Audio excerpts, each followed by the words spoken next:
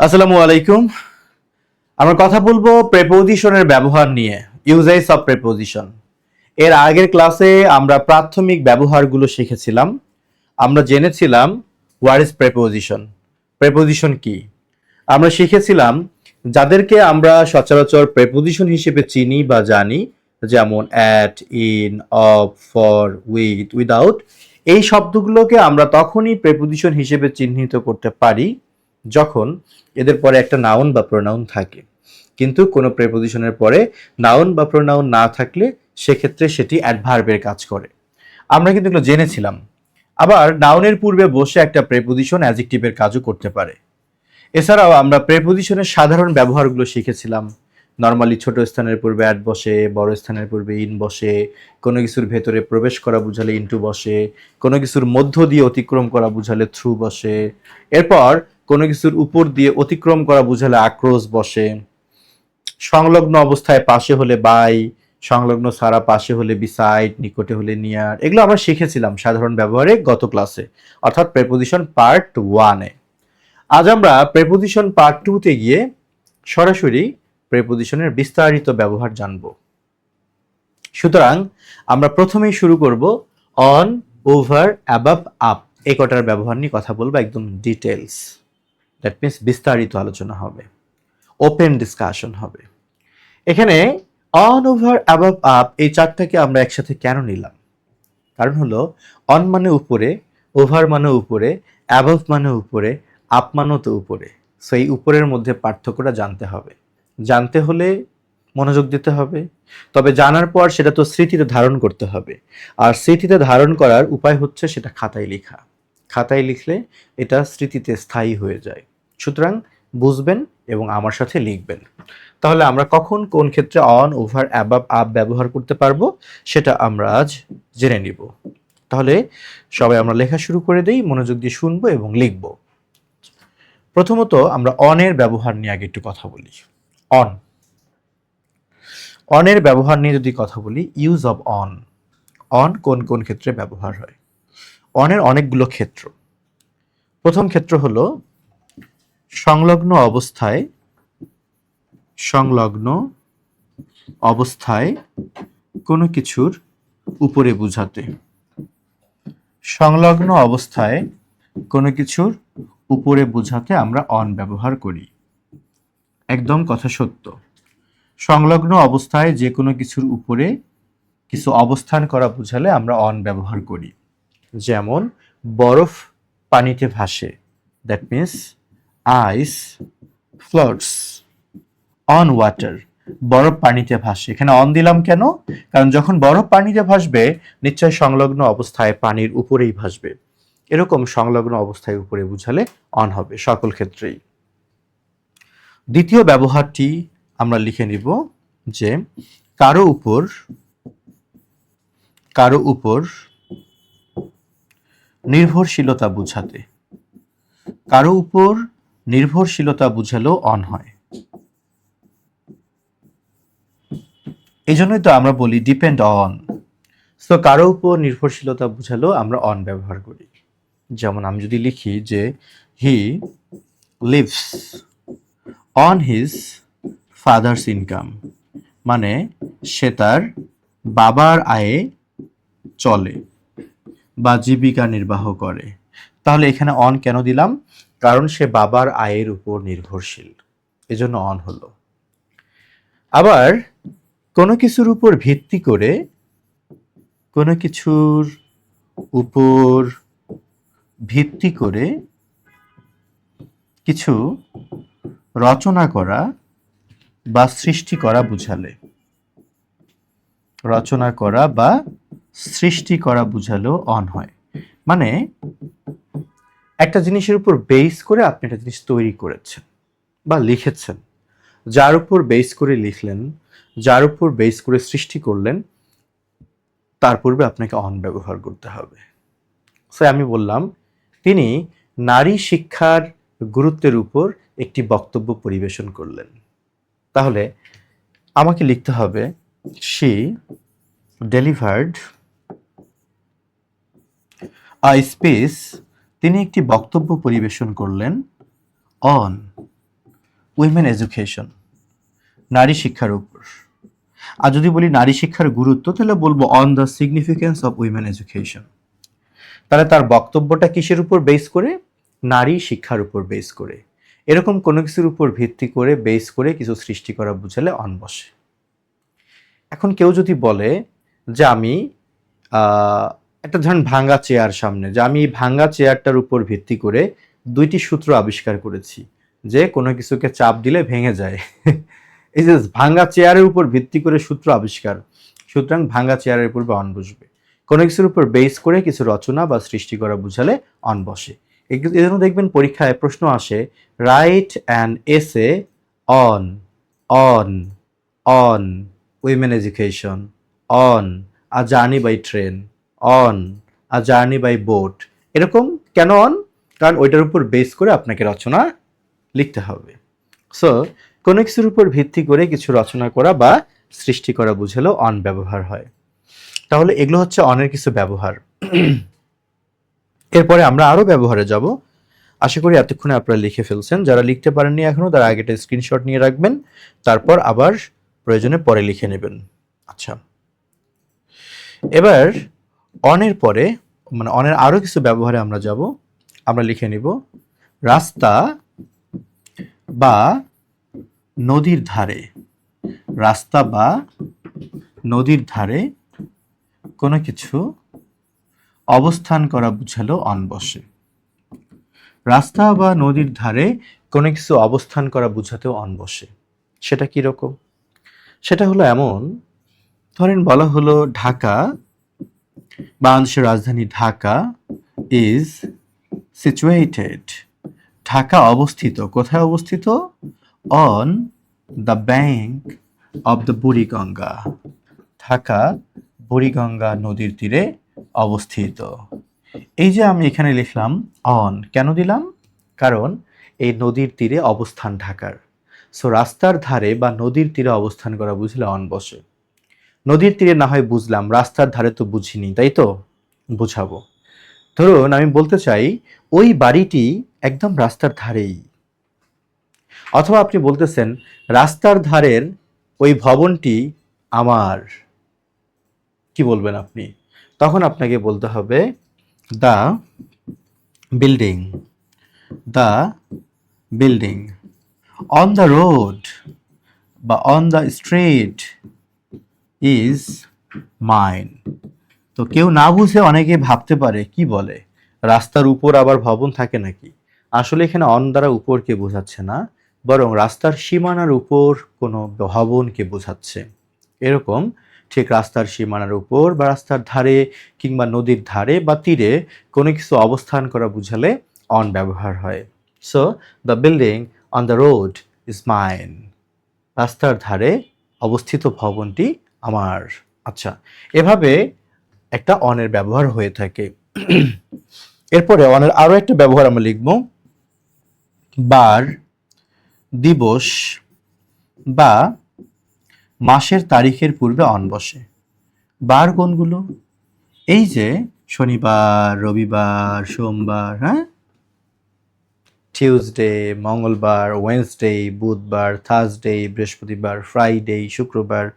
এই যে বার, এই বারগুলোর পূর্বে অন বসে। আবার কোনো দিবস যদি বুঝায়, কারণ প্রতিটা দিবস তো একটা বার। আবার যদি মাসের তারিখ বুঝায়, সেটাও তো একটা বার। যদি বলি আজ 22 মার্চ, তার মানে 22 মার্চ যদি বলি, কিংবা আমি বললাম যে 22 ডিসেম্বর, তাহলে 22 ডিসেম্বর মানে কি? এটা একটা তারিখ, এটা একটা মাসের তারিখ, এটা নিশ্চয়ই কোনো একটা বার। এজন্য বার হোক, দিবস হোক বা মাসের তারিখ হোক, এগুলোর পূর্বে সবসময় বসবে কি? অন। কি বসবে? অন বসবে। যেমন আমি যদি লিখি যে আই মেট হিম, আমি তার সাথে, আই মেট হার, আমি তার সাথে দেখা করেছিলাম। কবে দেখা করেছিলাম? দিনটি ছিল মঙ্গলবার, টিউসডে। তারপর আমি আবারও বললাম অন 14 ফেব্রুয়ারি, দিনটি ছিল 14ই ফেব্রুয়ারি। আবার বললাম অন দ্য ভ্যালেন্টাইন্স ডে। ও আচ্ছা, সুন্দর একটা দিন ছিল ভ্যালেন্টাইন্স ডে। তাহলে দেখেন এখানে ভ্যালেন্টাইন্স ডে হচ্ছে এটা দিবস, দিবসের পূর্বে অন বসলো। 14ই ফেব্রুয়ারি হচ্ছে মাসের তারিখ, অন বসলো। মঙ্গলবার হচ্ছে বার, অন বসলো। এরকম বার, দিবস বা মাসের তারিখের পূর্বে আমরা ব্যবহার করব কি অন। মনে রাখবেন, বার, দিবস বা মাসের তারিখের পূর্বে ব্যবহার হয়ে থাকে কি ব্যবহার হয়? অন ব্যবহার হয়। অনের ব্যবহার কি এখানে শেষ হলো? একদমই না, আরো ব্যবহার আছে, আমরা আরো সেগুলো জানবো। আশা করি এতটুকু আপনাদের লিখে নেওয়া শেষ। আচ্ছা, এবার আসেন আমরা আরো কয়েকটা অনের ব্যবহার লিখব। লিখবেন, কোনো কিছুর উপর চড়া বা আরোহণ করা বুঝাতে, আরোহণ করা বুঝাতে, আহরণ না, আহরণ মানে খোঁজা, আরোহণ করা বুঝাতে অন বসে। এটা আবার কি রকম? চড়া বা আরোহণ করা বুঝেননি? ঘোড়ার পিঠে চড়া, গাধার পিঠে চড়া, কারো সাহস থাকলে সে বাঘের পিঠেও চড়তে পারে। কিংবা রিকশায় চড়া, এটাও আরোহণ। কারণ রিকশার ঘাড়ের উপর চড়ে বসা হয় না, রিকশার সিটটা কোথায় থাকে? উপরে থাকে না, তার উপরে তো আমরা বসি। কিংবা সাইকেলে চড়া, কিংবা মোটর বাইকেও চড়া, এরকম যেগুলোর ঘাড়ের উপর চড়ে বসা বুঝায়, হ্যাঁ, এটাকে বলা হয় আরোহণ করা। চেপে বসা, এরকম চড়া বা আরোহণ করা বুঝালে অন বসে, সবসময় মাথায় রাখবেন। আমি যদি লিখি যে মিনা, মিনা আচ্ছা গোস টু স্কুল, মিনা বিদ্যালয়ে যায়। কিসে যায়? আমি বললাম রিকশায় করে যায়। নর্মালি আমরা কোনো যানবাহনে করে কোথাও যাওয়া বুঝালে কি বসাই? বাই, তাই না? কিন্তু এখানে বাই না, এখানে হচ্ছে কি অন। কারণ কারণ হলো রিকশায় আমরা চেপে বসি, রিকশার কাঁধের উপর বসি। যেসব যানবাহনের উপরে চড়ে বসা হয় বা আরোহণ করা হয় সেগুলোর ক্ষেত্রে বাই না, সেগুলোর ক্ষেত্রে সদা কি হয়? অন হয়, অন। এটা মাথায় রাখবেন। আমি যদি লিখি he rides on, on the horse, এখানে আমি অন দিলাম কেন? কারণ ঘোড়ার পিঠের উপর চড়ে বসা হয়। এরকম কোনো কিছুর উপর চড়া বা আরোহণ করা বুঝালে অন বসে। ওকে, এবার আরেকটা প্রসঙ্গ আমরা এই প্রসঙ্গটার সাথে মিল রেখে আরেকটা বিষয় আমরা জেনে নিব যে রিকশায় চললে অন হয়, সাইকেলে চললে অন হয়, তাহলে অন্য যানবাহনগুলোর ক্ষেত্রে কি হয়? এটা কিন্তু আপনাদের এখন জানতে ইচ্ছা করতেছে। এই ইচ্ছা পূরণ করার জন্য আমি এখন লিখব, আপনারা আমার সাথে লিখবেন এবং বুঝবেন। সেটি হলো, আপনারা মনে রাখবেন, কোনো যানবাহনের ভেতরে, কোনো যানবাহনের ভেতরে অবস্থান করা বুঝালে, কোনো যানবাহনের ভেতরে অবস্থান করা বুঝালে, কোনো যানবাহনের ভিতরে অবস্থান করা বুঝালে সেই ক্ষেত্রে অনও হতে পারে, আবার ইনও হতে পারে। এটা মাথায় রাখবেন। রিকশার তো উপরে চড়ে বসি, সাইকেলের উপরে চড়ে বসি, বাট যদি কোনো যানবাহনের ভেতরে আপনি অবস্থান করেন সেই ক্ষেত্রে অনও হতে পারে, ইনও হতে পারে। কখন কোনটা হবে? মনে রাখবেন, যানবাহনের ভেতরে, ওই যানবাহনের ভেতরে ভেতরে হাঁটা বা চলা গেলে, মানে যদি আপনি যদি সেখানে হাঁটা চলা করতে পারেন, হ্যাঁ, হাঁটা চলা গেলে সেই ক্ষেত্রে আমরা ব্যবহার করব অন। আর যানবাহনের ভিতরে হাঁটা চলা না গেলে, মানে আপনি এমন এক বাহনের ভিতরে আছেন, ওর ভেতরে অবস্থান করতেছেন বাট হাঁটতে পারেন না। যেমন ধরেন আমি যে ট্যাক্সির কথা বলি, ব্যক্তিগত গাড়িগুলোর কথা বলি, ছোট প্রাইভেট কার, তারপর যদি বলি যে মাইক্রো বাস, ছোট্ট, তো এগুলোর ভেতরে নর্মালি হাঁটা চলা করা যায় না, আমরা একটু মাথা হেড ডাউন করে ভেতরে বসে পড়ি। তো এরকম যেগুলোর ভেতরে হাঁটা বা চলা যাবে না সেখানে অবস্থান করলে হবে ইন। আর যেগুলোর ভেতরে হাঁটা চলা যায়, যেমন বাসের ভেতরে হাঁটা যায়, ট্রেনের ভেতরে হাঁটা যায়, বিমানের ভেতরেও হাঁটা যায়, কিন্তু এরোপ্লেনের ভেতরে হেলিকপ্টারের ভেতরে কিন্তু হাঁটা যায় না। সো যেগুলোর ভেতরে হাঁটা যায় সেখানে অবস্থান করলে হবে অন, আর যেগুলোর ভেতরে হাঁটা যায় না সেখানে অবস্থান করলে হবে in. So point to be noted, note করবেন। এখন যদি আমি এই অনুযায়ী এক্সাম্পল নেই, আপনারা একটু এক্সাম্পল মনোযোগ দিয়ে দেখবেন। মনোযোগ দিলে আশা করি আপনাদের কোনো প্রশ্ন করতে হবে না, কারণ আপনারা আসলে কোথায় প্রশ্ন করতে চান এতটুকু আমি ফিল করতে পারি, সেই জায়গাটা আমি ইনশাল্লাহ স্পষ্ট করব। আমি একটা বাক্য লিখলাম যে passengers are not allowed to use their cell phones dash the aeroplane। বলছে উড়োজাহাজের ভেতরে প্যাসেঞ্জারদেরকে সেলফোন ব্যবহার করার অনুমতি দেওয়া হয় না। আচ্ছা, আপনি যদি উড়োজাহাজের ভেতরে বসে সেলফোন ব্যবহার করেন, নিশ্চয় আপনি সেখানে অবস্থান করেই তো করবেন। আচ্ছা, তো আপনাকে এখন বুঝতে হবে উড়োজাহাজের ভেতরে হাঁটা চলা যায় কি না। হ্যাঁ, যায় তো। যেহেতু যায়, সুতরাং এখানে প্রিপোজিশন কি বসবে? On. Passengers are not allowed to use their cellphones on the এরোপ্লেনস। এখানে কি হবে? অন হবে, এটা মনে রাখবেন। আচ্ছা, এবার যদি আমি একটা বাক্য এভাবে লিখি যে I was dash a car, or I was dash a taxi cab। আমি একটা ছোট ট্যাক্সি ক্যাবের ভেতরে ছিলাম। অবস্থান এখানে নিশ্চয়ই কি হবে? ইন হবে, কারণ আপনি এর ভেতরে হাঁটাচলা করতে পারবেন না। তাহলে কোনো যানবাহনের ভেতরে অবস্থান করা বুঝালে অন বা ইন বসে। যদি তার ভেতরে হাঁটা বা চলা যায় সেক্ষেত্রে অন হবে, হাঁটা চলা না গেলে কি হবে? ইন হবে, এটা মনে রাখবেন। এখন নিচে লিখে রাখবেন যে তবে তবে কোনো বাহন ব্যবহার করে কোথাও যাওয়া বা আসা বুঝালে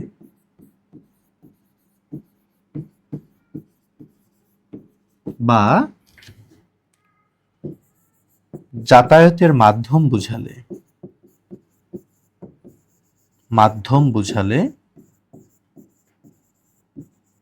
তখন বাই বসে। আপনি যদি যানবাহনের ভেতরে অবস্থান না করে বরং সেই বাহনটা ব্যবহার করে কোথাও যাচ্ছেন বা কোথাও আসতেছেন এটা বুঝান, তখন তার পূর্বে বাই বসে। তার ভেতরে হাঁটা যাক অথবা না যাক তখন বাই বসবে। তবে সাবধান, যেসব যানবাহনের ঘাড়ের উপর চড়ে বসতে হয় সেগুলোর ক্ষেত্রে কিন্তু সবসময় অন বসবে, ওটা ভুলে যাবেন না। যেগুলোর ঘাড়ের উপর চড়ে বসি তার জন্য অপশন একটাই, সেটা হলো কি? অন। সেটা হলো অন। আর যখন আপনি কোনো যানবাহনের ভেতরে ঢুকতে হয় এমন বাহনে করে কোথাও যাওয়া আসার মাধ্যম বুঝাবেন, তখন হবে কি? বাই। কিন্তু যদি তার ভেতরে অবস্থান করা বুঝায় তখন হবে অন বা ইন। ওর ভেতরে হাঁটা বা চলা গেলে অন হবে, আর হাঁটা চলা করা না গেলে কি হবে? ইন হবে। আর যাতায়াতের মাধ্যম বুঝালে বাই হবে। যেমন আমি যদি লিখি উই ওয়েন্ট দেয়ার, আমরা সেখানে গিয়েছিলাম, by bus, boat, or train, or car, or taxi.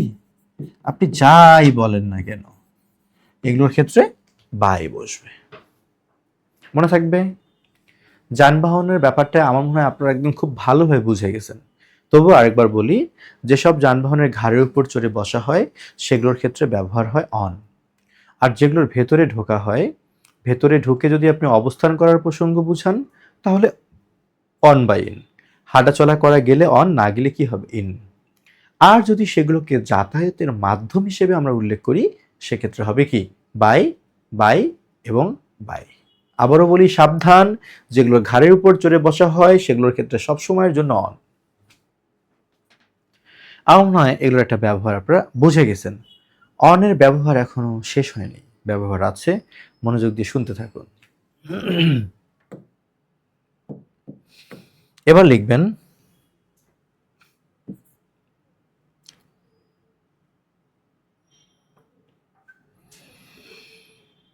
সামাজিক যোগাযোগ মাধ্যম বা রেডিও বা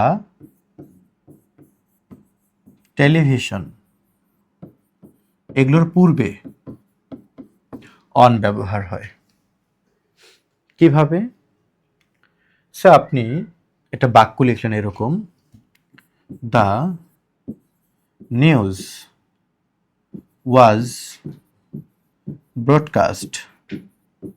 ব্রডকাস্টেড হবে না, হ্যাঁ, ব্রডকাস্ট এবং টেলিকাস্ট মানে সম্প্রচার করা।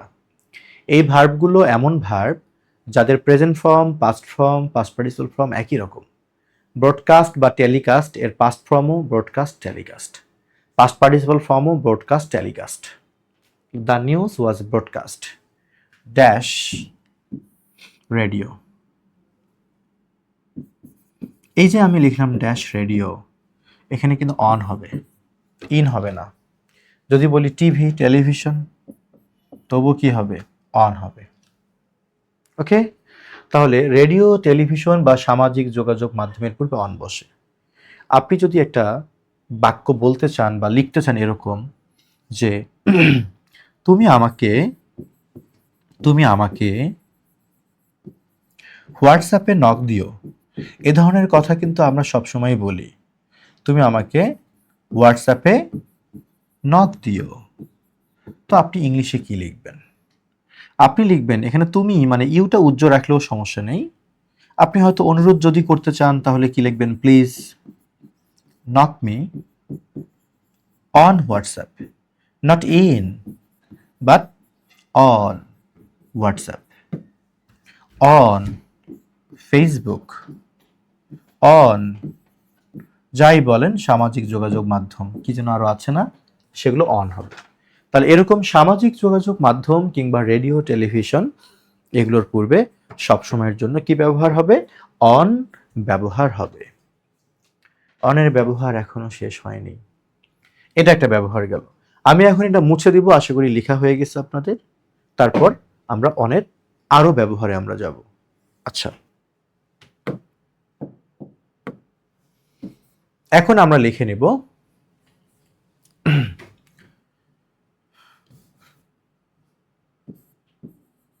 মোবাইল ফোন বা যে কোনো ফোনে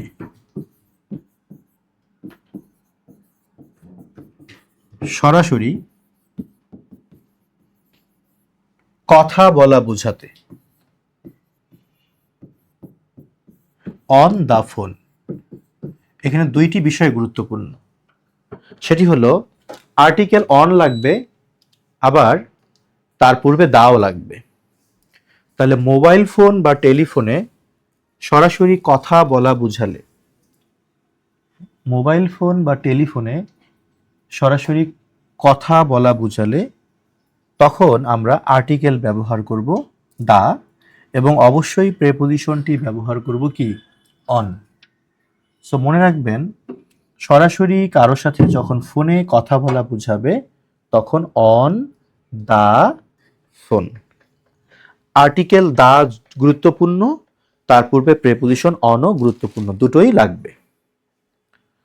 এখন যদি আমি একটা এক্সাম্পল নেই, যে আই টকড টু হিম, আমি তার সাথে কথা বললাম অন দ্য ফোন। কোন phone? Mobile phone, telephone, cellphone, যে কোনো ফোনই হোক, অন দ্য ফোন। আচ্ছা, তবে ফোনের মাধ্যমে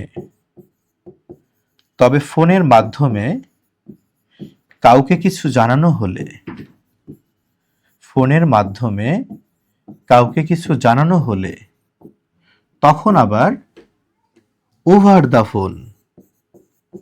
তাহলে যখন শুধু কথা বলা বুঝাবে তখন অন দ্য ফোন, আর যদি ফোনের মাধ্যমে কাউকে কিছু জানানো বুঝায় ওভার দ্য ফোন। এখন বলতে পারেন জানাতে গেলেই তো কথা বলতে হবে। হ্যাঁ, কথা সত্য, বাট যখন জানানোর প্রসঙ্গ আসবে তখন আপনি অন দিবেন না, তখন ওভার দ্য ফোন। আর যখন দেখবেন কিছু জানানোর প্রসঙ্গ নেই, শুধু কথা বলার বিষয় বোঝাচ্ছে, তখন হবে কি on the phone. On the phone.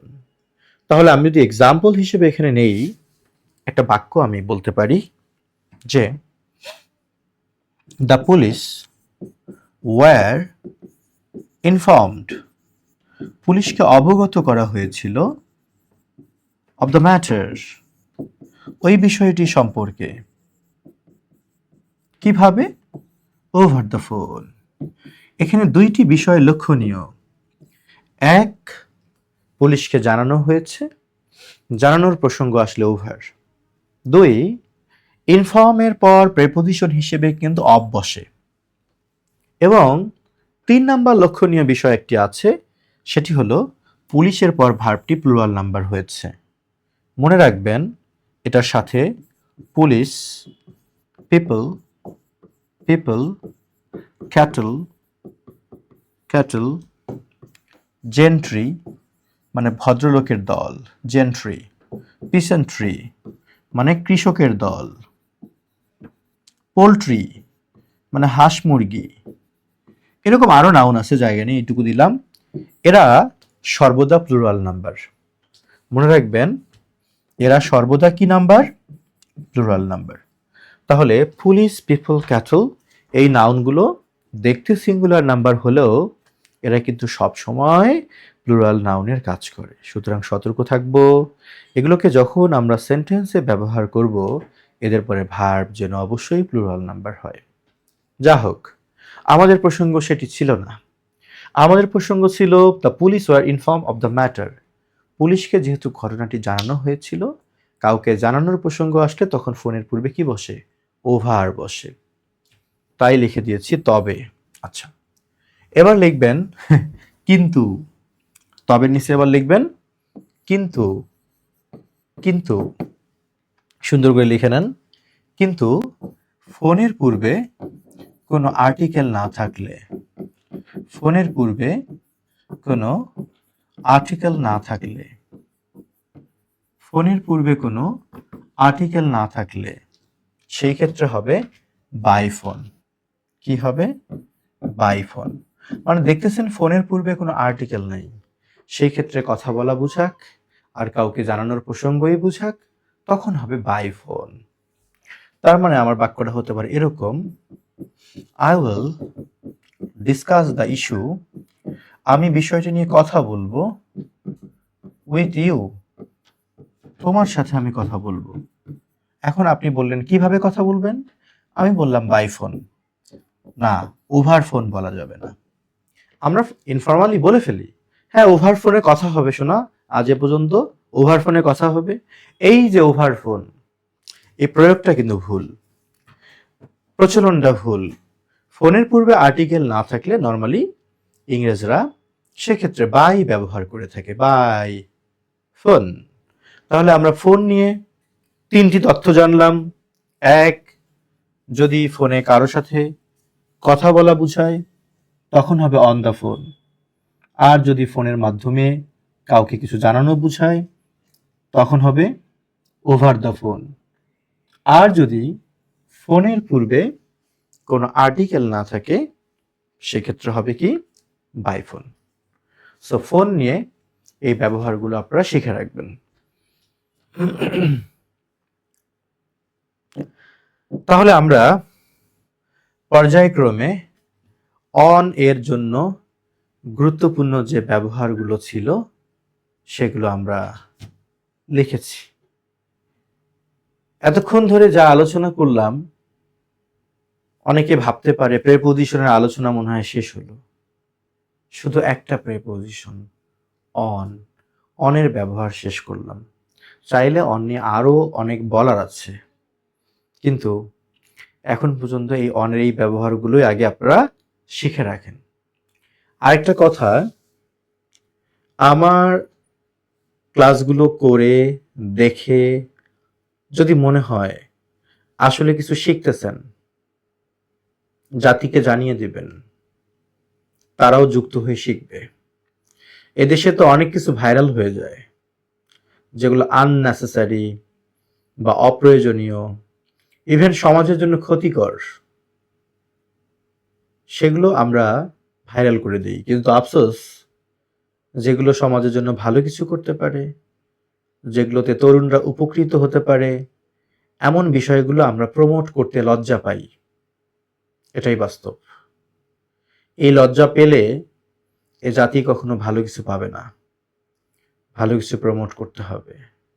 যেমন ধরুন, আমার কোর্স সম্পর্কে যদি আপনি কাউকে জানান, হ্যাঁ এটা সত্য, আমার কোর্স সেল হবে, আমি আর্থিকভাবে লাভবান হব, বাট এই হিংসা করা যাবে না। আমি তার কোর্স প্রমোট করব, সে লাভবান হবে। আপনাকে বুঝতে হবে পৃথিবীতে কেউ এমনি এমনি কাজ করে না, কারণ সবাইকে বাঁচতে হয়, সবার একটা আয়ের মাধ্যম থাকে। সুতরাং সেটা ভাবা যাবে না। আপনাকে ভাবতে হবে এই ধরনের ক্লাস, এই ধরনের টিচারকে প্রমোট করলে যদি মানুষ ভালো কিছু শেখে, তাহলে আমরা কেন প্রমোট করব না? জানাবেন, বন্ধুদেরকে মেনশন দিবেন, তাদেরকে বলবেন তোমরা এই কোর্সটা করো। এটুকু তো আশা করতেই পারি, তাই না? আচ্ছা, অনের ব্যবহার শেষ, তার মানে ক্লাস শেষ না। আমরা এখন যাব ওভারের ব্যবহারে যাব। ওভার, ওভার এবং অ্যাবভ নিয়ে আমরা কথা বলবো। ওভার এবং অ্যাবভ সুন্দর করে লিখে রাখেন। সংলগ্ন ছাড়া, সংলগ্ন ছাড়া কোনো কিছুর উপরে বুঝাতে, সংলগ্ন ছাড়া কোনো কিছুর উপরে বুঝাতে কি কি হয়? ওভার অথবা অ্যাবভ হয়। সংলগ্ন ছাড়া কোনো কিছুর উপরে বুঝাতে ওভার অথবা অ্যাবভ। সংলগ্ন ছাড়া কোনো কিছুর উপরে বুঝাতে ওভার অথবা অ্যাবভ। ওভার অথবা অ্যাবভ হয় কখন? যখন সংলগ্ন ছাড়া কোনো কিছুর উপরে বুঝায়, তখন আমরা প্রেপোজিশন অন ব্যবহার করি না। শুধু যখন সংলগ্ন অবস্থায় উপরে বুঝায়, সেই ক্ষেত্রে আমরা অন দিব। বাট যখন দেখবো সংলগ্ন ছাড়া একটা উপরে, সেই ক্ষেত্রে ওভার বা অ্যাবভ। প্রশ্ন হলো ওভার কখন, অ্যাবভ কখন? পার্থক্যটা কি? পার্থক্য হলো সংলগ্ন ছাড়া, সংলগ্ন ছাড়া উপরে অবস্থান করা ওই বস্তুটি বা অবজেক্টটি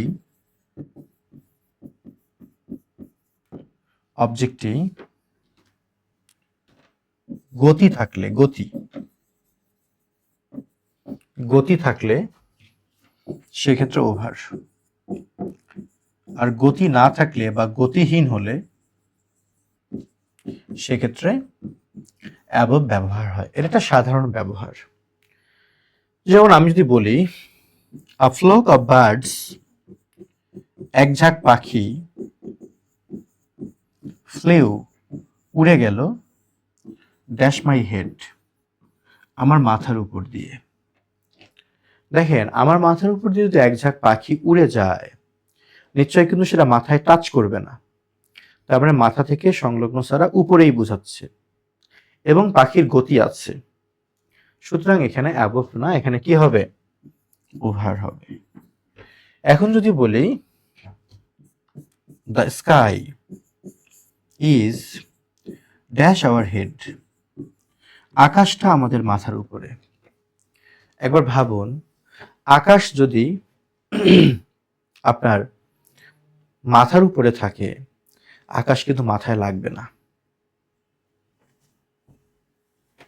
আকাশ মাথায় লাগবে না, তার মানে সংলগ্ন ছাড়া উপরে আকাশ, এবং আকাশের কোনো গতি নেই।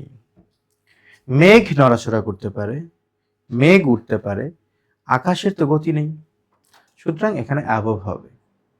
তাহলে আমি লিখব the sky is above our head, আকাশটা আমাদের মাথার উপরে। এবার আমি যদি আরেকটা এক্সাম্পল আপনাদেরকে দেই, এক্সাম্পলটি হচ্ছে এরকম, the nose is dash the mouth. মানে কি? মানে মুখের উপরে নাক আছে। এই যে মুখের উপরে নাক, ভালো করে লক্ষ্য করেন, লুক অ্যাট মি। এটা পুরোটার নাম কি মুখ? না, পুরোটা তো ফেস। মাউথ হচ্ছে এতটুকু। এই যে মুখের উপরে নাকটা আছে, আপনাকে যদি বলি সংলগ্ন অবস্থায় উপরে না সংলগ্ন ছাড়া, অনেকে বলবে সংলগ্ন অবস্থায়। নো, সংলগ্ন মানে কি?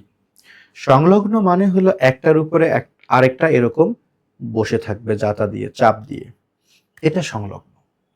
যেমন এই মুহূর্তে আমার রাইট হ্যান্ড কিন্তু এই যে এটা কলম যে হাতে, এটা আমার রাইট হ্যান্ড, এটা লেফট হ্যান্ড। তাহলে আমি যদি এখন বলি যে my right hand is on the left hand, কারণ এটা সংলগ্ন অবস্থায় উপরে। মুখের উপরে নাক কি এরকম? নো। যদি নাকটা এখানে না হয়ে এই জায়গায় হতো, আমরা হা করতে পারতাম না নাকের জন্য, তখন আপনি বলতে পারতেন যে মুখের উপরে নাকটা সংলগ্ন অবস্থায় আছে। সুতরাং এটা স্পষ্ট, মুখের উপরে নাক আছে, বাট সংলগ্ন সারা উপরে। এখন একবার ভাবুন, সংলগ্ন সারা উপরে মানে কি? ওভার বা অ্যাবভ। যদি গতি থাকে ওভার, গতি না থাকলে অ্যাবভ। হ্যাঁ, নাকের কি গতি আছে? নাক আজ এখানে, কাল এখানে, পরশু পকেটে কি ঢুকায় রাখা যাবে? যাবে না। সুতরাং এখানে ওভার না, এখানে হবে অ্যাবভ। দ্য সেন্টেন্সটা হবে the nose is above the mouth, above the mouth. Okay, তাহলে আরেকবার বলি, সংলগ্ন অবস্থায় উপরে হলে অন, সংলগ্ন সারা উপরে হলে ওভার বা অ্যাবভ। যদি তার গতি থাকে তাহলে ওভার হবে, গতি না থাকলে অ্যাবভ হবে। কিন্তু সাবধান, সংলগ্ন অবস্থায় উপরে হলে অন হবে। যেমন the book is on the table, বইটি টেবিলের উপরে আছে। এখানে অন, কারণ সংলগ্ন অবস্থায় উপরে আছে। এখন যদি আমি এটার মতো করে একটা এক্সাম্পল বলি, দ্য ক্যাপ ইজ অন অথবা ওভার হিজ হেড, তার মাথার উপরে একটা টুপি আছে। আমি যদি বলি তার মাথার উপরে একটা টুপি আছে, তাহলে সেক্ষেত্রে কিন্তু হিসাবটা ভিন্ন। ধরুন আমার এটা হচ্ছে একটা টুপি, যদিও এটা 0 to advance English free hand writing আমার লেখা বই। আমার জানা মতে বাংলাদেশে যদি কেউ বই দেখে দেখে শিখতে চায়, কমপ্লিট একটা বই হতে পারে এটি। বই পড়ে শিখবেন, প্রশ্ন করতে হবে না কাউকে, একদম বিস্তারিত ব্যাখ্যা সহ ফ্রি হ্যান্ড রাইটিং এর একটা বই। যাই হোক, ধরুন এটা বই না, এটা একটা টুপি, ক্যাপ। সো এটা আমি আমার মাথায় দিলাম। তাহলে আমি যদি বলি যে আমার মাথার উপরে টুপিটা আছে, সংলগ্ন অবস্থায় আছে না? হ্যাঁ, সংলগ্ন অবস্থায় উপরে আছে। সেই হিসেবে কি বলা উচিত? The cap is on my head. কিন্তু আপনারা লক্ষ্য করেন, এই টুপিটা আমার মাথাকে কি কাভার করে রাখছে না? ঢেকে রাখছে না? ঢেকে রাখছে। যখন সংলগ্ন অবস্থায় উপরে হবে, আপনারা অন ব্যবহার করবেন, কোনো সন্দেহ নেই। বাট যদি সেটা এরকম কোনো কিছুকে কাভার করে রাখে, ঢেকে রাখে, তাহলে অন হবে না, তাহলে হবে ওভার। তার মানে আমরা স্লোগান দিব, সংলগ্ন অবস্থায় উপরে হলে অন, সংলগ্ন সারা উপরে হলে ওভার বা অ্যাবভ, যদি তার গতি থাকে ওভার, গতি না থাকলে হবে অ্যাবভ। তবে যদি কোনো কিছু কাভার হিসেবে থাকে, ঢাকনা হিসেবে থাকে, ছাউনি হিসেবে থাকে, সেটা সংলগ্ন অবস্থায় থেকে কাভার হোক আর সংলগ্ন সারাই কাভার হোক, তার গতি থাক অথবা গতি না থাক, কাভার মানে একটাই অপশন ওভার। কাভার মানে একটাই অপশন কি হবে, ওভার। কাভার মানেই ওভার। তাহলে আমার এখানে সঠিক উত্তর হচ্ছে the cap is over his head. টুপিটা তার মাথার উপরে আছে।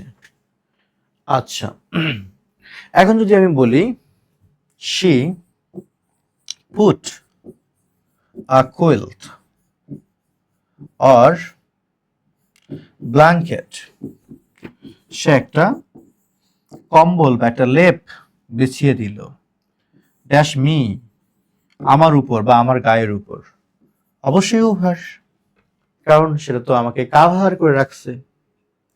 কথা একটাই, যেখানে কাভার সেখানে হবে শুধু ওভার। আমি যদি বলি I hold an umbrella, আমি একটা ছাতা ধরে থাকি, dash the head of my grandfather, আমার দাদুর মাথার উপরে আমি ছাতা ধরে থাকি। এখানে ওভার। কেন? কারণ ছাতা দাদুর মাথাটাকে কাভার করে, সুতরাং ওভার। হ্যাঁ, ওভার। কাভার হলেই হলো, ওটা লাগতে হবে এমন না, কাভার মানে ওভার। এই যে আপনাদের উপরের দিকে তাকান, আপনাদের মাথার উপরে একটা ছাদ আছে না, সিলিং আছে না? আপনি যদি বলেন the ceiling is dash my head, above my head হবে না, এখানে ওভার মাই হেড হবে।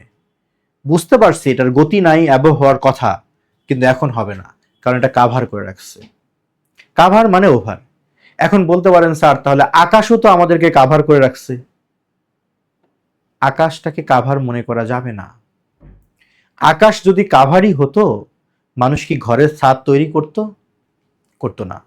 সুতরাং আকাশকে কখনো কাভার মনে করা যাবে না।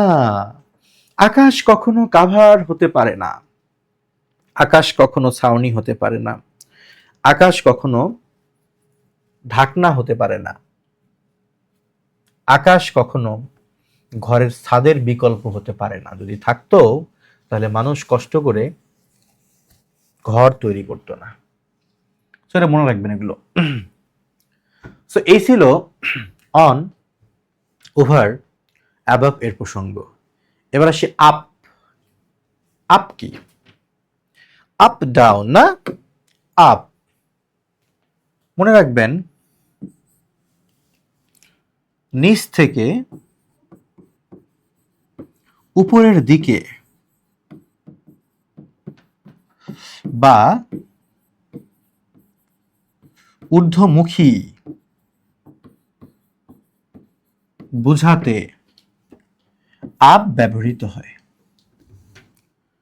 নিচ থেকে উপরের দিকে বা ঊর্ধ্বমুখী বুঝাতে আপ ব্যবহৃত হয়। পক্ষান্তরে নিম্নমুখী বুঝাতে ডাউন ব্যবহৃত হয়। তার মানে চলমান গতি থাকতে হবে। একটা জিনিস নিচ থেকে উপরের দিকে যাচ্ছে, ঊর্ধ্বমুখী আপ, নিম্নমুখী কি ডাউন। ধরুন আপনাকেই বলছি আপনার বাসার নিচে একজন দাঁড়িয়ে আছে, পরিচিত আপনার, আপনাকে নিচে ডাকতেছে। আপনি বলতেছেন না, আপনি একটু কষ্ট করে সিঁড়ি দিয়ে উপরে আসুন, আপনি সিঁড়ি দিয়ে উপরে চলে আসুন। তাহলে কি নিচ থেকে সে উপরের দিকে আসবে না? রাইট। তাই আপনাকে লিখতে হবে please come up the stairs, সিঁড়ি বেয়ে উপরে আসুন। প্লিজ না লিখলেও কিছু নেই, বাট এখানে আপ লাগবে। এখন সে আপনাকে বলতেছে না ভাই আমার সময় নেই, আপনি নিচে নামেন। তখন সে কি বলবে? বলবে please come down the stairs, আপনি সিঁড়ি দিয়ে নিচে নামেন। তখন আপনি বললেন ভাই আপনার ওঠারও সময় নেই, আমার নামারও সময় নেই, তার চেয়ে চলেন একটু ফোনে কথা বলি। ফোন দেন, কি হয়েছে বলেন। তাহলে এরকম ঊর্ধ্বমুখী বুঝালে হবে আপ, আর নিম্নমুখী বুঝালে তখন কি হবে? ডাউন। আচ্ছা, ওকে। সো এই হচ্ছে আপ আর ডাউনের মধ্যে পার্থক্যটা। সো আমরা অন, ওভার, আপ এবং ডাউন এর পার্থক্য বুঝে গেলাম। উপরে নিয়ে যত কাহিনী সব বুঝে গেলাম। এবার একটু নিচের দিকে যাওয়া উচিত না? উপরে আর কত, নিচের দিকে দেখি কি আছে। চলুন আমরা দেখে আসি। এগুলো হচ্ছে নিচে। বিলো মানেও নিচে, আন্ডার মানেও নিচে, ডাউন মানেও নিচে। পার্থক্য খুব সহজ, লিখে রাখেন সুন্দর করে যে সংলগ্ন অবস্থায়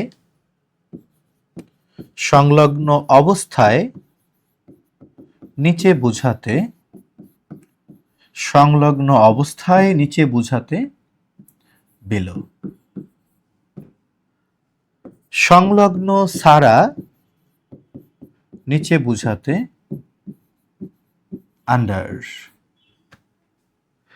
আর নিম্নমুখী মানে নিচের দিকে নামতেছে এরকম, নিম্নমুখী বুঝাতে ডাউন। তাহলে যখন সংলগ্ন অবস্থায় নিচে বুঝাবে তখন হবে বিলো। আর যদি সংলগ্ন ছাড়া নিচে বুঝায় তখন হবে আন্ডার। আর যদি কোনো কিছু নিচের দিকে নামতেছে এরকম নিম্নমুখী বুঝায় তখন হবে কি? ডাউন। তিনটা মজার এক্সাম্পল দেখে আসি। A letter has been found. একটা চিঠি পাওয়া গেছে। Dash the pillow of Raju. রাজুর বালিশের নিচে একটা চিঠি পাওয়া গেছে। কি বলে? এই যুগে চিঠি, চিঠির ব্যবহারটা মিস করতেছি। চিঠি যোগাযোগের একটা আবেদনময়ী মাধ্যম, যা শুধু বার্তা প্রেরণের জন্যই নয়, প্রতিটা শব্দ, হ্যান্ডরাইটিং স্টাইল, এর মধ্যে কত আবেগ, স্মৃতি, মায়া, মমতা, ভালোবাসা লেগে থাকে। এটা আসলে যারা চিঠি লিখেনি বা কারো কাছ থেকে পাওয়া চিঠি পড়েনি তারা ছাড়া আসলে অন্য কেউ ফিল করতে পারবে না। যাই হোক, একটা চিঠি পাওয়া গেল রাজুর বালিশের নিচে। আচ্ছা, রাজুর, আমার কাছে তো বালিশ নেই, আমি কেমনে উদাহরণ দিব? বালিশ তো আমার কাছে নেই। এই যে সেটাই বালিশ। এই বালিশের নিচে একটা চিঠি, তাহলে কি চিঠিটা বালিশে লেগে থাকবে না? লেগে থাকবে। এজন্য এখানে বিলো হবে। সংলগ্ন অবস্থায় নিচে বুঝালে বিলো হবে, আর যখন সংলগ্ন সারা নিচে তখন হবে কি? আন্ডার। সুতরাং আমরা এখানে দিব below. Below the pillow of Raju, not under. এখন যদি আমি বলি মোহনা অ্যান্ড পল্লবী took rest, ওরা বিশ্রাম নিল, সিটিং বসে, ড্যাশ আ ট্রি একটা গাছের নিচে বসে বিশ্রাম নিল, বৃক্ষের নিচে বসে বিশ্রাম নিল। তাহলে বৃক্ষের নিচে মানে বৃক্ষ নিশ্চয় আমাদের মাথায় লেগে থাকে না, সংলগ্ন সারাই নিচে। সুতরাং এখানে কি হবে? Under. Under a tree. Down, আমি একটা বাক্য লিখলাম যে রাফি ক্লাইম্ব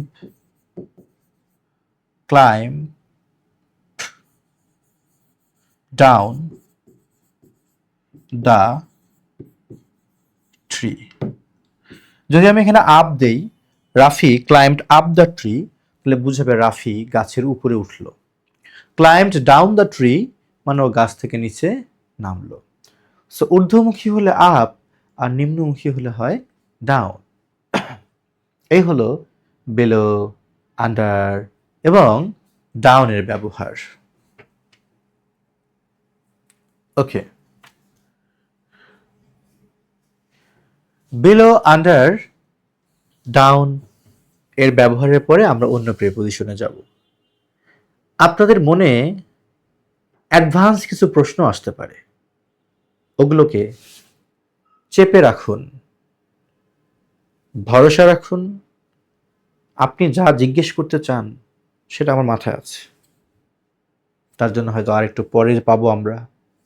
ধৈর্য নিয়ে যেগুলো বুঝাই সেখানে মনোযোগ দেন, সব পাবেন। এত বেশি পাবেন, পেতে পেতে বিরক্ত হয়ে যাবেন। লিখে রাখেন, পেতে পেতে বিরক্ত হয়ে যাবেন।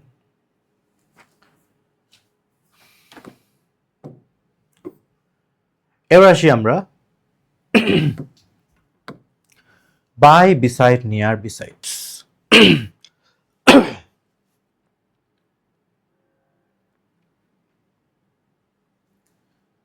চারটি প্রেপোজিশন আছে যারা আপনাদের মধ্যে একটা কনফিউশন ক্রিয়েট করতে পারে। By, beside, near, besides. কি ধরনের কনফিউশন ক্রিয়েট করতে পারে? বাই মানে দ্বারা, এটা আমরা জানি। এছাড়াও কিন্তু বাইয়ের আরেকটা ব্যবহার আছে। বাই মানে পাশে, বিসাইডও পাশে, নিয়ারও নিকটে, এই আবার আছে বিসাইডস। এই চারটার মধ্যে আমরা একটা পার্থক্য বুঝবো সুস্পষ্ট করে। বাই মানে দ্বারা, আমরা সেই প্রসঙ্গে এখন যাব না। এখন আমরা পাশে, কাছে, নিকটে বুঝাতে এদের পার্থক্যটা জানব। সেক্ষেত্রে আপনারা লিখে রাখতে পারেন, বাই হচ্ছে পাশে, বিশেষ করে সংলগ্ন অবস্থায়, সংলগ্ন অবস্থায় পাশে বুঝাতে বাই হয়। লাইক এই যে দেখেন, এরকম দুজন দাঁড়িয়ে আছে একদম সংলগ্ন অবস্থায় পাশে, এটা হচ্ছে বাই। বাই, হ্যাঁ। আর বিসাইড অথবা বিসাইডের অল্টারনেট হিসেবে আমরা ব্যবহার করতে পারি নেক্সট টু, যা দ্বারা বুঝায় সংলগ্ন ছাড়া পাশে। মানে পাশে বাট এরকম সংলগ্ন হবে না, টাচ হবে না, সংলগ্ন ছাড়া পাশে। সেটা বুঝালে বিসাইডও হতে পারে, নেক্সট টুও বসতে পারে। আর নিয়ার, নিয়ার হচ্ছে নিকটে। এখন এই তিনটার মধ্যে আমি যদি আরেকটু পার্থক্য আপনাদেরকে একটু ভিজুয়ালাইজ করে বুঝাই, তাহলে আমাকে বলতে হবে এভাবে। আমার দু হাতের দিকে তাকাবেন, এই যে দু হাত পাশাপাশি অবস্থান, এটাকে আপনি বলতে পারেন বাই। এখন এটাকে বলতে পারেন বিসাইড। এখন এটাকে বলতে পারেন নিয়ার, নিকটে। বিসাইড আর নেক্সট টু একই রকম ব্যবহার। আর বিসাইডস কি? বিসাইডস আছে আসলে দূরত্বর দিক থেকে কোনো কিছুর পাশে এরকম বোঝায় না। বিসাইডস মানে পাশাপাশি। পাশাপাশি মানে কিন্তু পাশে না। পাশাপাশি বলতে বোঝায় অতিরিক্ত কিছু। আমি যদি বলি সে একটা জব করে, পাশাপাশি সে একটা ছোট্ট ব্যবসাও করে, এই যে পাশাপাশি, এটা হলো বিসাইডস, যা মোর ওভার এর মতো অর্থ প্রকাশ করে। সো আমরা চলুন কিছু এক্সাম্পলস নিয়ে আসি। আমি একটা বাক্য লিখলাম, দ্য বেবি ওয়াজ সিটিং, শিশুটি বসেছিল ড্যাশ ইটস মাদার, শিশুটি তার মায়ের পাশে বসেছিল। আপনারা নিজেরা একটু অনুশীলন করেন, তারপর আমি উত্তর বলে দেব। হ্যাঁ, অনলাইন ক্লাস অনেক আনন্দের, অনেক মজার, যদি আপনি শুধু ক্লাসে একটু মনোযোগ দিতে পারেন। আপনার যদি ক্লাসে মনোযোগ থাকে, তাহলে অনলাইন ক্লাস আপনার জন্য অনেক আনন্দের হবে। আপনাকে ভাবতে হবে যে আপনি টিচারের সামনে দাঁড়িয়ে আছেন, যিনি অফলাইনে বসে আছেন, টিচার আপনাকে দেখতে পাচ্ছে। এটা ফিল করলেই আপনার মনোযোগ থাকবে। তাহলে শিশুটি তার মায়ের পাশে বসেছিল, নর্মালি শিশুরা যখন মায়ের পাশে বসে দূরত্ব বজায় রেখে কিন্তু বসে না, বরং গায়ের সাথে গা লাগিয়ে ঘ্যান ঘ্যান প্যান প্যান করে। সুতরাং এই ক্ষেত্রে আমাদের বসানো উচিত বাই। বিসাইড দিলে কি ভুল হবে? না, বিসাইড দিয়ে একটা বাক্য হতে পারে। সেক্ষেত্রে বোঝাবে যে শিশুটি মায়ের গায়ের সাথে টাচ করে হয়তো বসেছিল না, কিন্তু বাই দিলে বুঝাবে যে শিশুটি হচ্ছে তার মায়ের গায়ের সাথে টাচ করে বসে আছে। আচ্ছা, এবার আমি যদি একটু নেক্সট টু বা বিসাইড দিয়ে উদাহরণ দেই, আমি একটা বাক্য লিখলাম she sat dash the fire. সে আগুনের পাশে বসলো টু ওয়ার্ম হারসেলফ। নিজেকে উষ্ণ করার জন্য সে আগুনের পাশে বসলো। আচ্ছা, উষ্ণ করার জন্য আগুনের পাশে বসলো, আগুন তো বিপজ্জনক, তাই না? হ্যাঁ, তবু ঠান্ডার দিনে বসতেই পারে। তখন আপনি কি করবেন? এখানে সবচেয়ে ভালো হয়, আগুন যেহেতু বিপজ্জনক, তাহলে এই বিপজ্জনক জিনিসের পাশে বসলে নিয়ার দেওয়াই ঠিক আছে। তবে আপনার যদি একটু বেশি উষ্ণতার প্রয়োজন হয়, তাহলে আপনি এখানে বিসাইড বা নেক্সট টুও দিতে পারেন। ওকে, এইভাবে আপনারা দূরত্বের ব্যবধান বুঝে বাই বিসাইড নিয়ার ব্যবহার করবেন। আর বিসাইডস এর বিষয়টা হলো যখন পাশাপাশি বুঝাবে বা অতিরিক্ত কিছু বুঝাবে। Like she continues her study। সে তার পড়াশোনা চালিয়ে যায়। Besides a part-time job। একটা খণ্ডকালীন কাজের পাশাপাশি সে তার পড়াশোনা চালিয়ে যায়। আমি এখানে বিসাইডস দিব। কেন দিব? কারণ এটা হচ্ছে অতিরিক্ত কিছু, পাশাপাশি, এরকম বুঝালে হবে বিসাইডস। সো এই ছিল বাই, বিসাইড, নিয়ার এবং বিসাইডস এর ব্যবহার।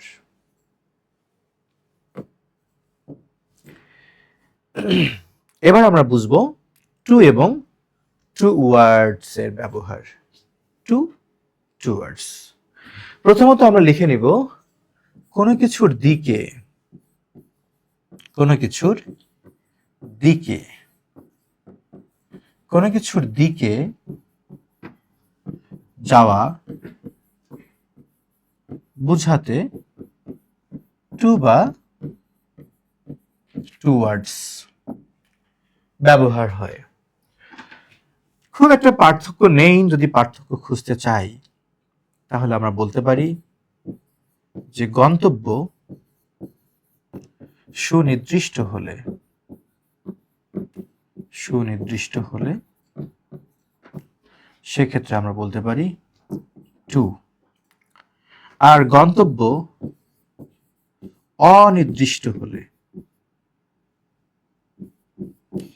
আমার বাংলা বানান ভুল হওয়ার আশঙ্কা থাকে, ভুল চোখে পড়লে নিজ গুণে ঠিক করে নেবেন।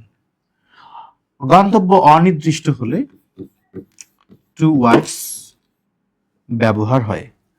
তাহলে গন্তব্য সুনির্দিষ্ট হলে টু, গন্তব্য অনির্দিষ্ট হলে হবে টুওয়ার্ডস।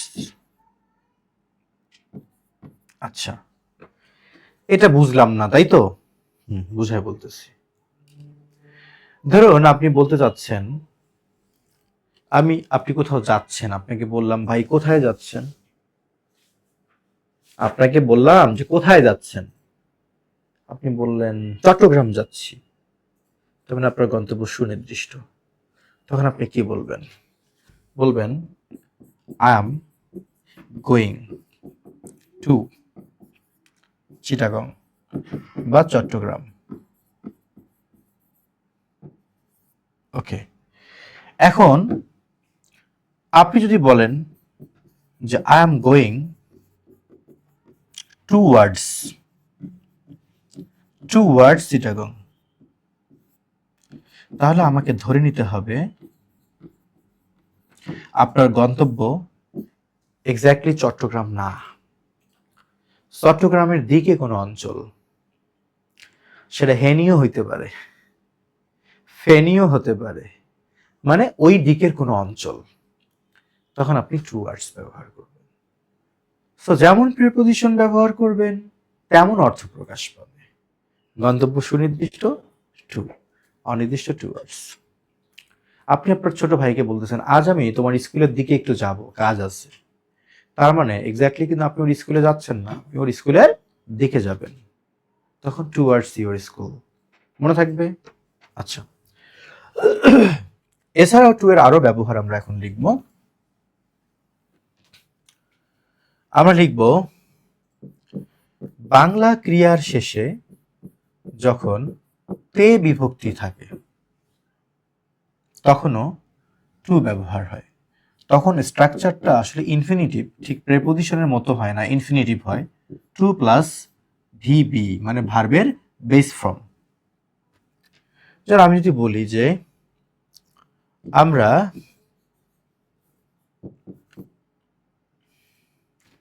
আমরা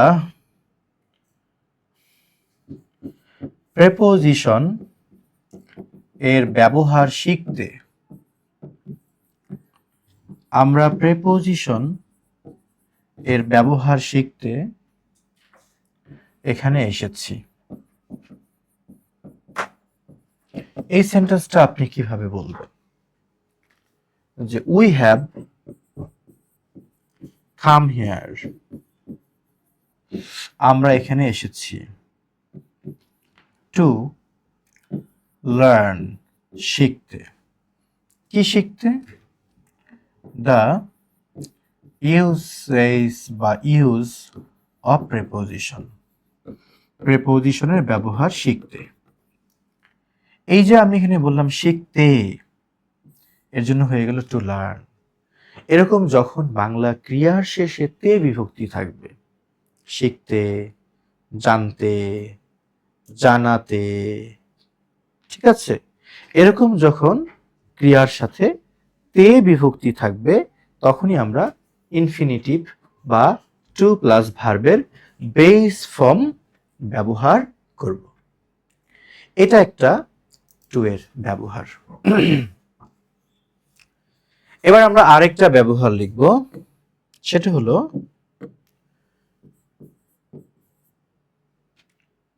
উদ্দেশ্য বোঝাতেও ইনফিনিটিভ হয়। উদ্দেশ্য বোঝাতে, উদ্দেশ্য বোঝাতেও আপনার টু প্লাস ভার্বের বেস ফর্ম ব্যবহার হয়। মানে কি? সে আমি লিখলাম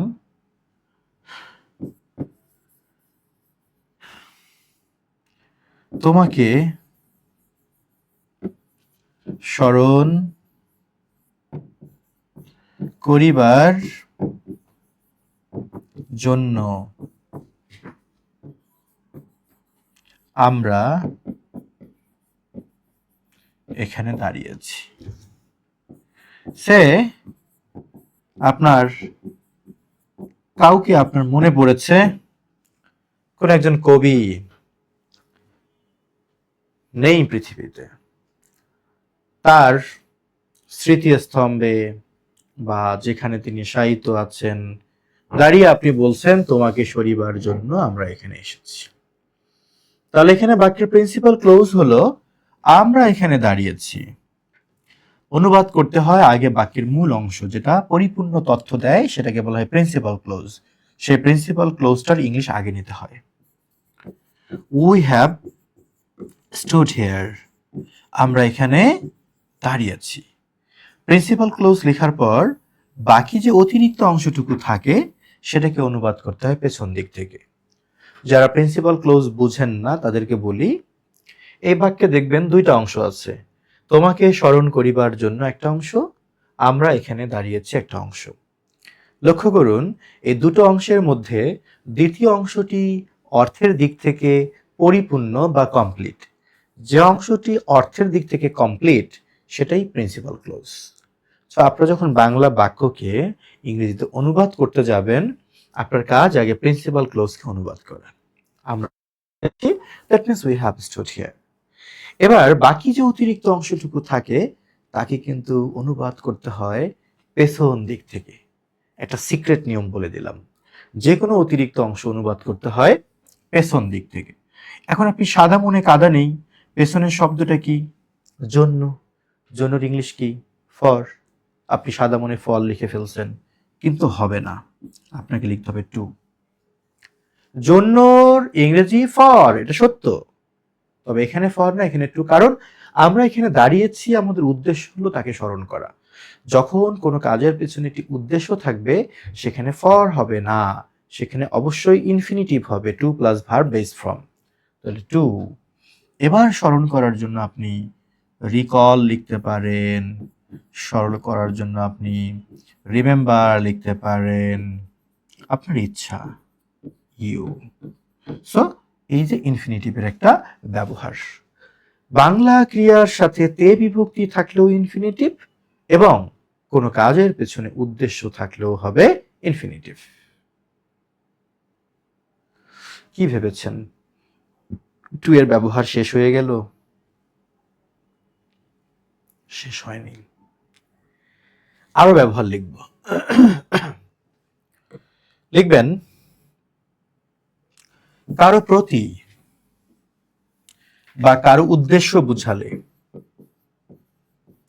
কারো প্রতি বা উদ্দেশ্যে বোঝাতেও two.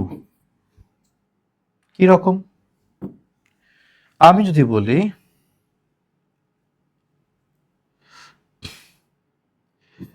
I have sent a letter, আমি একটি চিঠি পাঠিয়েছি টু মাই ফ্রেন্ড, আমার বন্ধুর উদ্দেশ্যে, টু। উদ্দেশ্যে বুঝালে হচ্ছে টু। আবার আপনি আবেগে ভালোবেসে কবিতা লিখবেন, কি লিখবেন? টু মাই, কবিতার নাম দিলেন টু মাই, টু মাই, কার কাছে কবিতা লিখবেন, কার উদ্দেশ্যে লিখবেন? সে আমি লিখবো টু মাই, কি লিখবো জানি না, কারো একটা নাম লিখবো, তাই তো?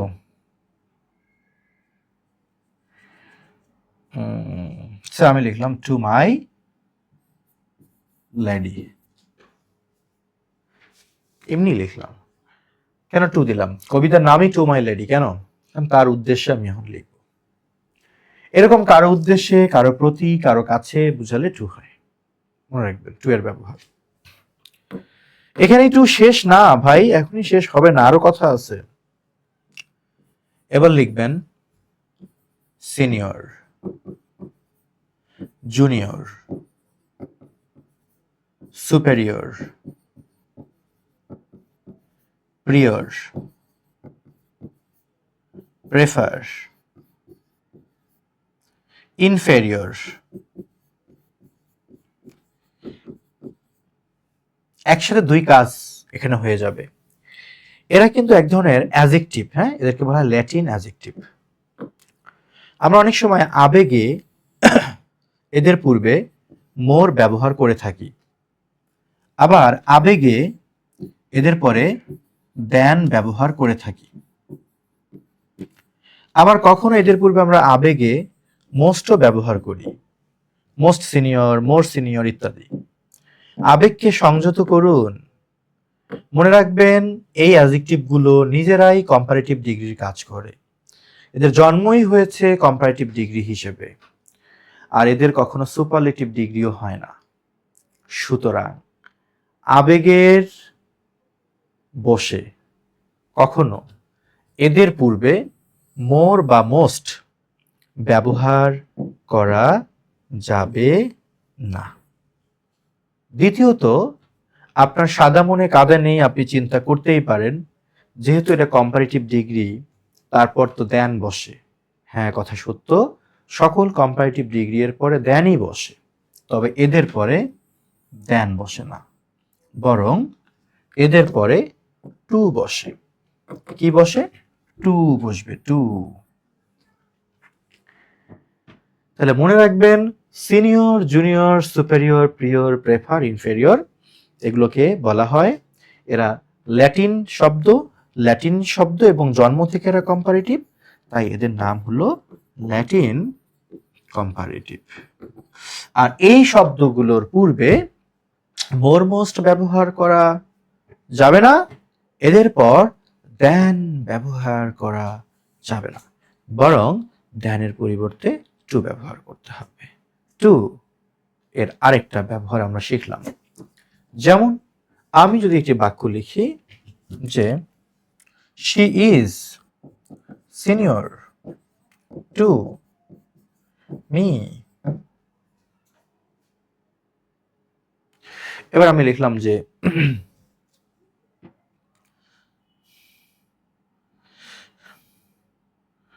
টেলিং লাইস মিথ্যা বলা is inferior to taking bribe, ঘুষ নেওয়ার চেয়েও জঘন্যতম হচ্ছে মিথ্যা বলা।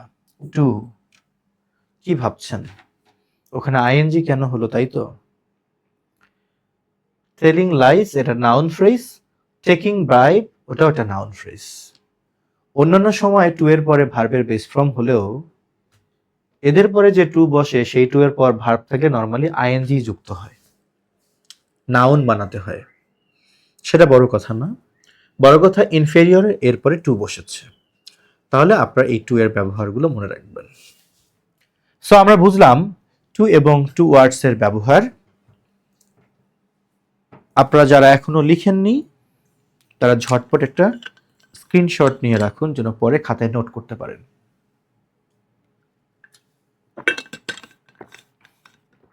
মনে রাখবেন আপনি এগুলো খাতায় একবার লিপিবদ্ধ না করা পর্যন্ত কখনো এগুলো আপনার স্মৃতিতে ইনপুট হবে না।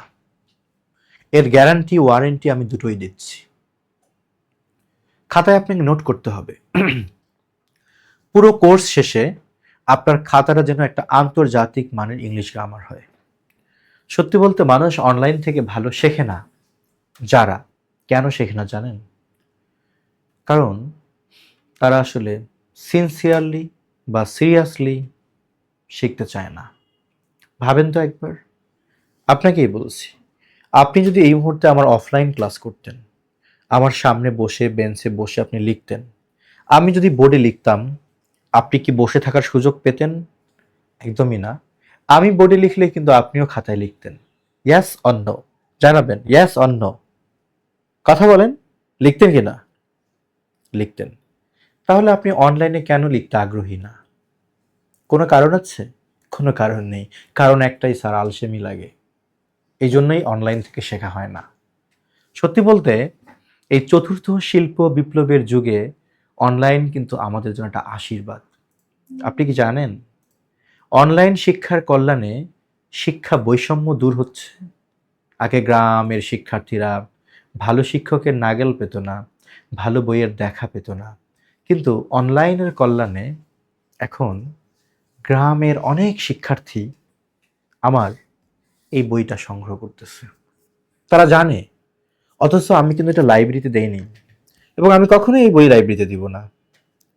আমি চাই আমার zero to advance English free hand writing বইটা মানুষ জেনে বুঝে ফোন দিয়ে কিনুক।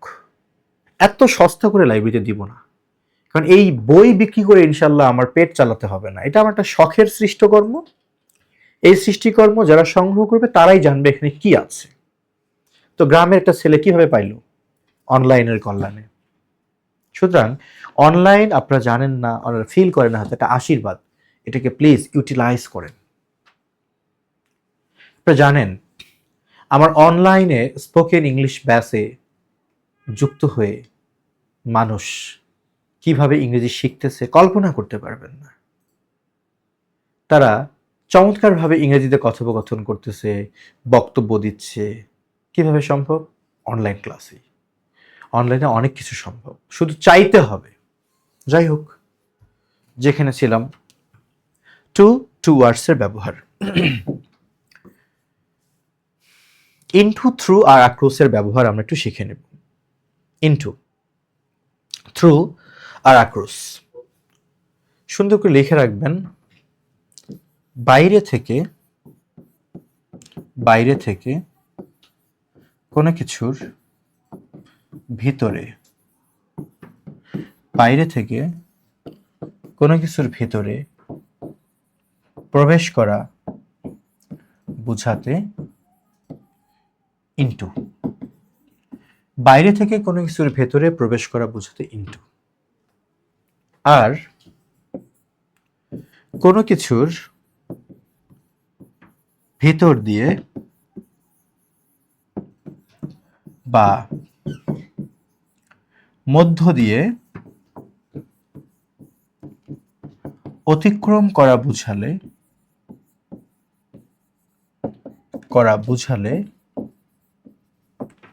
তখন হবে থ্রু।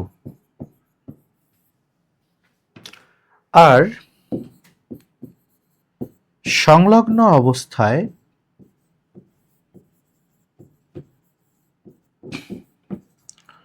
কোনো কিছুর উপর দিয়ে অতিক্রম করা বুঝালে, কোনো কিছুর উপর দিয়ে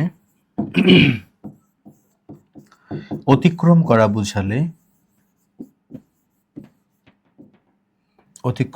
বুঝালে তখন হবে আক্রোশ। এটা যদি আমি আপনাদেরকে সহজ করে আরেকটু বোঝাতে চাই, তাহলে আমি আরেকবার পড়ে শোনাবো। বাইরে থেকে কোনো কিছুর ভেতরে প্রবেশ করা বুঝাতে ইনটু, কোনো কিছুর ভেতর দিয়ে অতিক্রম করা বুঝালে হবে থ্রু,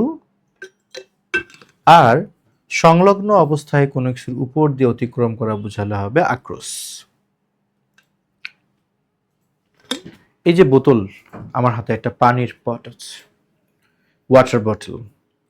আমি এই কলমটা যদি এই বোতলের ভেতরে ফেলে দেই, দিব না, নষ্ট হয়ে যাবে। যদি ফেলে দেই তাহলে এটা হবে ইনটু। কেন? কারণ এটা বাইরে থেকে ভেতরে প্রবেশ করলো, এটা হচ্ছে ইনটু। এখন এমন যদি হয়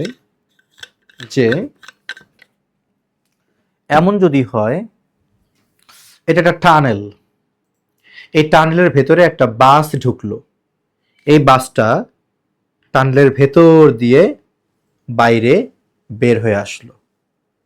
এরকম কোনো কিছুর ভেতর দিয়ে অতিক্রম করে বাইরে বের হয়ে আসা বুঝালে বা অতিক্রম করা বুঝালে তখন হবে থ্রু। আর আক্রোশের ব্যাপারটা কি? কোনো কিছুর উপর দিয়ে যদি অতিক্রম করা বুঝায় সংলগ্ন সারা, তখন যেন কি হয়? ওভার হয়। কিন্তু যখন দেখবেন টাচ করে কোনো কিছুর উপর দিয়ে অতিক্রম করা বুঝাবে, তখন হবে আক্রোশ। ধরুন একটা পিঁপড়া পাওয়া যাবে, কোথাও নেই, একটা পিঁপড়া আমার হাতে উঠলো। আপনারা চাইলে বাসায় এটা এক্সপেরিমেন্ট করতে পারেন, কিন্তু পিঁপড়া কামড় দিলে আমার দোষ নেই। একটা পিঁপড়া আমার হাতে উঠলো, এই পিপিলিকা হেঁটে হেঁটে হেঁটে হেঁটে আমার হাত বেয়ে কি করলো? সে আমার মাথায় আসলো। তাহলে কি এটা আমি ইংলিশে বলতে চাই, একটি পিপিলিকা আমার হাত বেয়ে মাথায় আসলো, তখন আমার আক্রোশের ব্যবহার হবে। এরকম সংলগ্ন অবস্থায় কোনো কিছুকে ক্রস করলে আক্রোশ হবে। আচ্ছা, আমি তিনটার এক্সাম্পল দিচ্ছি, লিখেন। দ্য থেমস বলতে টেমস নদীকে বোঝাচ্ছে। ফ্লোস প্রবাহিত হয়েছে dash the dash London city, London শহরের মধ্য দিয়ে টেমস নদী প্রবাহিত হয়েছে। আপনারা নিজেরা আগে একটু উত্তর লেখার চেষ্টা করুন। এবার লেখা হলো she went back, সে ফিরে আসলো। আচ্ছা, she went dash her reading room, সে তার পড়ার কক্ষে প্রবেশ করলো। আচ্ছা, আরেকটা সেন্টেন্স যদি আমি দেই এখানে, she went dash her reading room, সে তার পড়ার কক্ষে প্রবেশ করলো। এবার আরেকটা সেন্টেন্স দিব, স্টুডেন্টস ছাত্রছাত্রীরা গো টু স্কুল বিদ্যালয়ে যায়, ড্যাশ দ্য ফিল্ড মানে মাঠ পেরিয়ে ওরা স্কুলে যায়। আরেকটা বাক্য দিলাম, আ ফক্স জাম্পড ড্যাশ দ্য ওয়াল একটা শেয়াল দেয়ালের উপর দিয়ে লাফ দিল। প্রথম থেকে আসি, লন্ডন শহরের মধ্য দিয়ে টেমস নদী প্রবাহিত হয়েছে মানে কি, দুই দিকে শহর, শহরের মাঝ দিয়ে নদী গেছে, এটা বুঝতেই পারছেন। এখানে হবে রাইট, এখানে থ্রু হবে, থ্রু। এখন যদি বলি সে তার পড়ার কক্ষে ঢুকলো, ইনটু। এখন ছাত্রছাত্রীরা যখন বিদ্যালয়ে যায়, নর্মালি বিদ্যালয়ের সামনে একটা মাঠ থাকে, ওরা মাঠটাকে ক্রস করে কিন্তু বিদ্যালয়ে যায়, লাফ দিয়ে যায় না, পায়ে হেঁটে ক্রস করে যায়। সুতরাং এখানে অ্যাক্রস দ্য ফিল্ড। আচ্ছা, আ ফক্স জাম্পড ড্যাশ দ্য ওয়াল, এখানে একটাও না, এখানে হবে ওভার। কারণ একটা শেয়াল যখন একটা দেয়ালের উপর দিয়ে লাফ দিবে, নিশ্চয় দেয়ালের গা ঘেঁষে যায় না, উপর দিয়ে যায়, সংলগ্ন সারা অতিক্রম করা বুঝালে তখন তো ওভার হয়। ভুলে গেছেন? ভুলে যাবেন না। আর সংলগ্ন অবস্থায় ক্রস করা বুঝালে কি হয়? আক্রোশ হয়। মনে রাখেন। তবে একটা কথা মনে রাখেন, এটার প্রসঙ্গের বাইরে একটা বিষয় আমি জানাই রাখি, সেটা হলো নদী বা রাস্তার উপরে কোনো সেতুর অবস্থান বোঝালে, সেতুর অবস্থান বুঝাতে ওভার বা আক্রোশ হয়। এর সাথে আপনারা ওভার বা আক্রোশের সাধারণ নিয়মকে মেলানোর দরকার নেই। জাস্ট মনে রাখবেন, নদীর উপর দিয়ে সেতু গেছে বা রাস্তার উপর দিয়ে একটা সেতু গেছে, ফুট ওভার ব্রিজ বলি, তাই না? এরকম প্রসঙ্গে ওভার এবং আক্রোশ দুটোই ব্যবহার করা যাবে। এটা কেন লিখে দিলাম? এটা লিখে দিলাম শুধু এই নিয়মটুকুর মধ্যে সীমাবদ্ধ থাকলে চলবে না।